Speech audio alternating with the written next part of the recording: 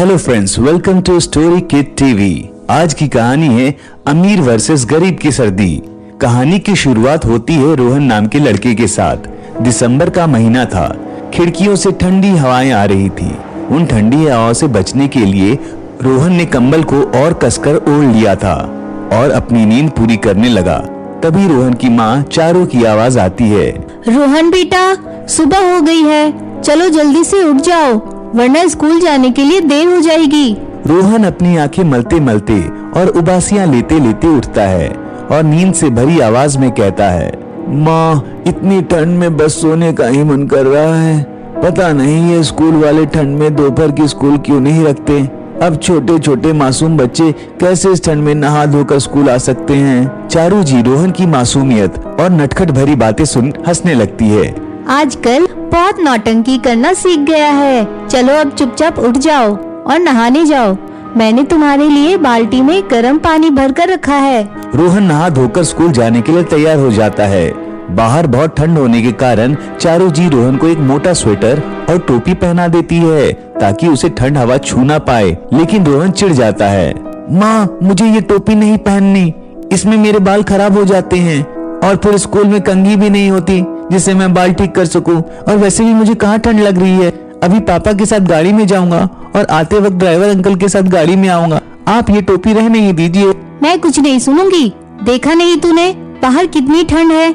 जरा भी ठंड लग गई तो सर्दी जुकाम हो जाएगा। रोहन चारू जी की बात को मना नहीं कर पाता है और टोपी हाथ में लेकर स्कूल के लिए अपने पापा के साथ निकल जाता है। और स्कूल पहुंचते ही जैसे वह गाड़ी से उतरता है तो उसका खास दोस्त मिंटू मिल जाता है और वो दोनों एक दूसरे को देखकर बहुत खुश हो जाते हैं और एक दूसरे को गले लगा लेते हैं और स्कूल के अंदर चले जाते हैं। अंदर जाने के बाद रोहन को अचानक पता चलता है कि उसकी टोपी उसके पास नहीं थी।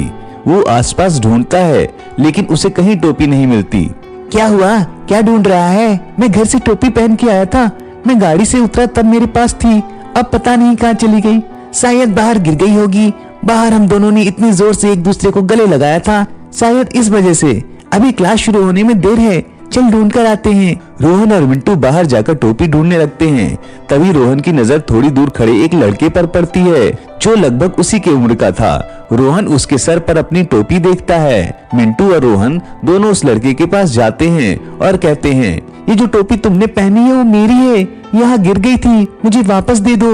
लेकिन वो लड़का कोई जवाब नहीं देता और वहाँ से भाग जाता है। मिंटू और रोहन उससे पीछे भागते उससे पहले स्कूल की घंटी बज जाती है, इसलिए वो दोनों स्कूल के अंदर चले जाते हैं। शाम को रोहन स्कूल से घर लौटता है। तभी चारू जी की नजर पड़ती है कि रोहन ने टोपी नहीं पहनी है। मेरी इतना कहने के बावजूद भी तूने स्कूल जाकर टोपी निकाल दिया। बाहर कितनी सर्दी है, कान में ठंडी हवा चली गई तो बीमार पड़ जाएगा।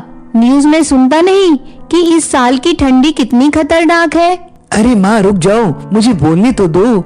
दरअसल मैंने टोपी पहनी थी लेकिन सुबह मिंटू मिला और उसे जोर से गले मिलने के कारण वो टोपी वहीं गिर गई और हम दोनों बाहर ढूंढने आए तब एक लड़के ने मेरी टोपी पहन ली थी। जब मैंने उससे अपनी टोपी वापस मांगी तो वो भाग गया। पता नहीं कौन था। ऐसे किसी की टोपी चुराते थोड़ी ना है। और टोपी की बात छोड़िए, मुझे बहुत भूख लग रही है। क्या बना है खाने में? मेरे बेटे के लिए उसकी पसंदीदा पनीर की सब्जी और गर्मा गर्म रोटी बनाई है। अरे वाह माँ, सर्दियों का मौसम और गर्मा गर्म पनीर की सब्जी खाने में बहुत मजा आएगा।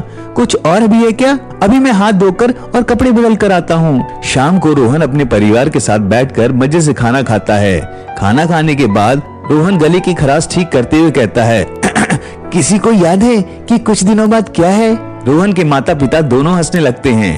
अरे हाँ भाई, इतना खास दिन हम भला कैसे भूल सकते हैं। कुछ दिनों बाद हमारे राजकुमार का जन्मदिन जो है। रोहन यह बात सुनकर खुश हो गया कि उसके माँ पापा को उसका जन्मदिन याद है। कुछ दिन बाद रोहन का जन्मदिन आता है। रोहन के मम्मी पापा घर पर एक बहुत बड़ी पार्टी रखते हैं। उस पार्टी में बहुत सारे मेहमान आए हुए होते हैं और तरह तरह का खाना बना हुआ होता है। रोहन के कई दोस्त भी आए हुए होते हैं। रोहन का जन्मदिन बड़ी धूमधाम से मनाया जाता है। रात को सारे मेहमान चले जाते हैं। तब चारू जी कहती है, पार्टी तो अच्छी हुई लेकिन केक और बहुत सारा खाना बच गया है, उसका क्या करेंगे? एक काम करते हैं, इन्हें गरीब और जरूरतमंद लोगों में बांट देते हैं।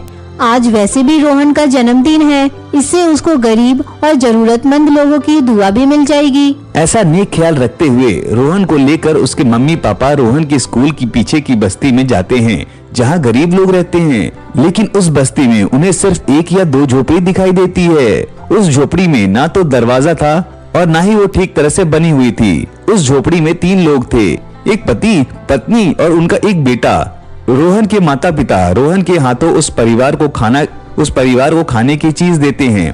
तभी वो गरीब व्यक्ति, जिसका नाम बिरजू था, वो कहता है, साहब जी, बहन जी, आपका बहुत बहुत शुक्रिया कि आपने हमें खाना दिया, लेकिन मेरी एक छोटी सी गुजारिश है। दरअसल ठंड बहुत बढ़ गई है और हमारे पास शरीर ढकने के लिए कुछ नहीं है, और इस झोपड़ी की हालत तो आप देख ही रहे हैं। इसमें ठंडी हवा रुकती ही नहीं, और मेरा आपके बेटे जितना एक बेटा है जो ठंड में पूरी रात कांपते रहता है। आप अगर हमें कुछ गर्म कपड़े दे दे तो बहुत मेहरबानी होगी। यह बात सुनकर रोहन के पापा बिरजू को ताना देते हैं, तुम गरीब लोगों की यही तकलीफ है, उंगली दो तो हाथ पकड़ते हैं, जो मिला है उसी में खुश रहो। इतनी जोर की आवाज सुनकर बिरजू की झोपड़ी से उसका बेटा बाहर आता है और उसे देखकर रोहन कहता है, माँ, ये तो वही लड़का है जिसके बारे में मैंने आपको बताया था, जो मेरी टोपी लेकर भाग गया था। रोहन और उसकी मम्मी पापा को देखकर वह लड़का घबरा गया। उसे लगा कि वो लोग उसकी शिकायत करने आए हैं, लेकिन वो खुद से ही उनसे माफी मांगने लगा। मुझे माफ कर दीजिए, मैंने चोरी नहीं की है। मुझे बहुत ठंड लग रही थी और वो मुझे टोपी पड़ी हुई दिखाई दी, इसलिए मैंने उसे उठा ली। मेरे पास सर या शरीर ढकने के लिए कुछ भी नहीं था। मुझे मारिए मत, मैं डर गया था, इसलिए वहाँ से भाग गया।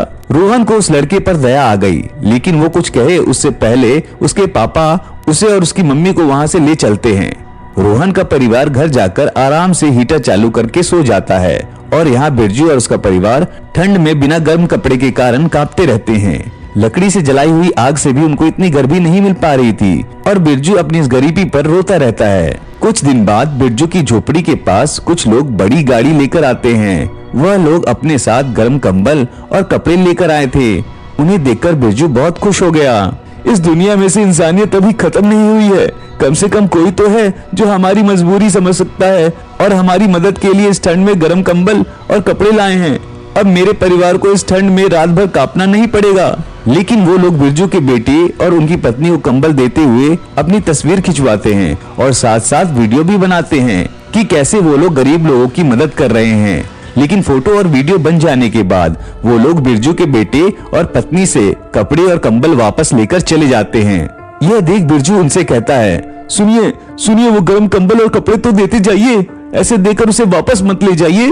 अरे हम सिर्फ यहाँ वीडियो लेने आए थे, हम ऐसे तुम्हें मुफ्त में क्यों दे सब कुछ। बिरजू के बहुत मेहनत करने के बाद वो लोग उसे एक फटा हुआ कंबल देते हैं और वहाँ से चले जाते हैं। यह देख बिरजू की पत्नी कहती है, जी, ये कंबल तो फटा हुआ है। कुछ न होने से तो यही बेहतर है। कम से कम हमारे बच्चे को तो ढकने के लिए कंबल मिला, वरना ऐसी ठंड में वो बीमार हो जाता। मुझे आज अपनी इस मजबूरी पर बहुत शर्म आ रही है। बिरजू अपनी मजबूरी पर आंसू बहाता है। दिन ब दिन ठंड का कहर बढ़ता ही रहता है। यहाँ रोहन के पापा अपने घर में स्वेटर और शाल ओढ़कर हीटर चला के अपनी पत्नी और रोहन के साथ बैठे होते हैं और उनसे बातें कर रहे होते हैं। तभी वो कहते हैं, आजकल ठंड कुछ ज्यादा ही बढ़ गई है। मैंने इतना कुछ पहना है, हीटर चालू है, फिर भी मुझे ठंड लग रही है। आपने इतना सब पहना है, आप इतने अच्छे घर में हैं, फिर भी आपको ठंड लग रही है। तो उन गरीबों का सोचिए जिनको आपने उस दिन कंबल देने से मना कर दिया था। रोहन के पिताजी पर उनकी पत्नी चारू की बात का थोड़ा असर होता है। वो मन ही मन सोचते हैं, क्या पता शायद उन गरीबों को सचमुच कंबल की जरूरत हो।